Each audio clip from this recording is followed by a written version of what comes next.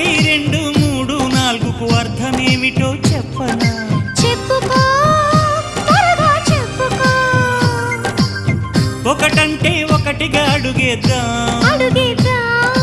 రెండంటే రెండు గుండెలను ముడిపెడదాం, మూడంటే మూడు ముళ్ళేసి ఆ తర్వాత నాలుగు కాలాల పాటు కలిసుందాం.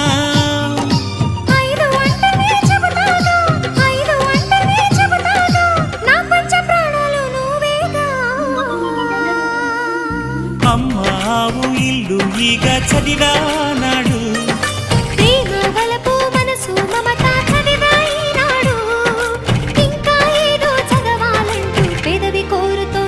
భలేగా కొత్త చదువు చదువు, ఇలా నా ముద్దు కవిత చదువు, చెలి మురిపాల కథలు చదువు.